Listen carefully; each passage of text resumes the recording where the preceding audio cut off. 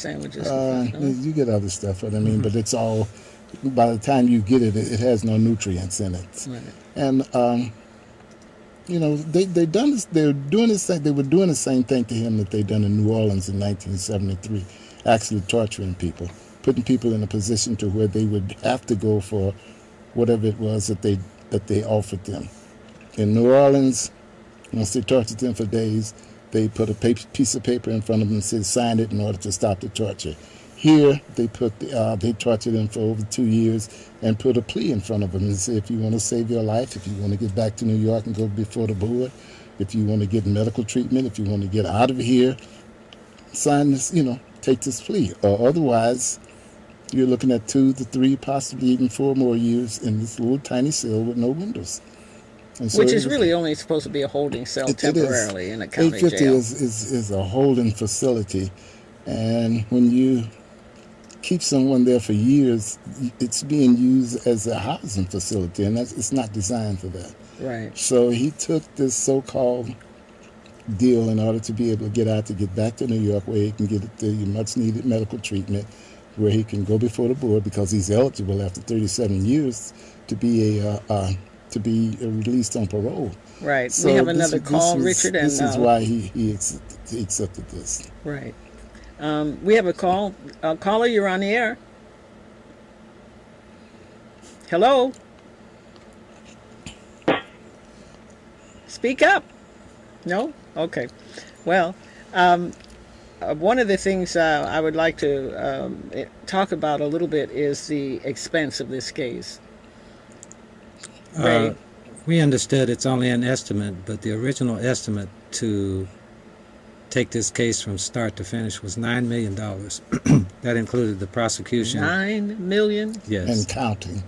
And counting. That included the prosecution and the defense, because we have state-appointed attorneys. Each of us has 2 attorneys, a primary and a secondary attorney. And each one of those teams has investigators and other resources that they have to use. And the government foots the bill. And the original estimate was $9 million. The public defender's office is also absorbing some of this because Jaleel Montequin's the San Francisco public defender. Right, his lawyer is a public defender, and we're using the public defender's resources also to defend ourselves in this case. Right. And so the estimate is pretty high. At this point, the attorneys, we understand, are still getting paid. There was a time in the court when the judge thought, when the crisis first began to hit and we were still in proceedings, he thought there might be a point this year when we might have to stop because he couldn't pay the attorneys. So there is a financial burden on the city, the county, and the state for this prosecution. It's persecution, yes. Persecution, really. Absolutely, yes. Really. In fact, I wrote a paper persecuting Panthers. Yeah. But, and you can find it on the internet, by the way. Also, I want to encourage people to go to the website. We have the San Francisco 8 Committee has a website, www.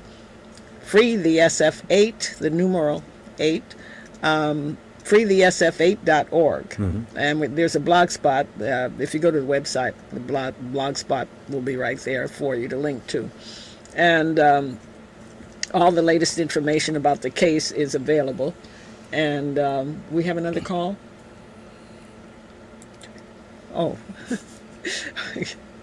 Okay, yeah, we only have a couple of minutes left. And thank you, Arnell. So we better tidy up here, and I'll give you both a chance to say a few words before we... There's one more call. Okay, we can squeeze one in. Let's hope this person speaks up. Hello, you're on the air. Yeah, I'm going to speak up. Good. I've heard a lot of stuff on TV about this case with Richard Brennan with the Panthers. As far as I'm concerned, this whole fiasco is based on a big lie. The FBI that was led by J. Edgar Hoover, who had a damaged brain, are really the real terrorists as far as I'm concerned. The war on terrorism that we're fighting today is nothing but a lie. I remember back in the 60s and the 70s, the blacks that were standing up for their community were the terrorists in the 60s and 70s, and they're still being lied on. Okay, well, caller, we're almost clean out of time. I thank you so much for calling, though, and I appreciate your remarks, and you are right on target, too, because, yes, it is. We want to ask people to show up Monday. Oh, for yes, the definitely. 6th, at 8 a.m. for the demonstration.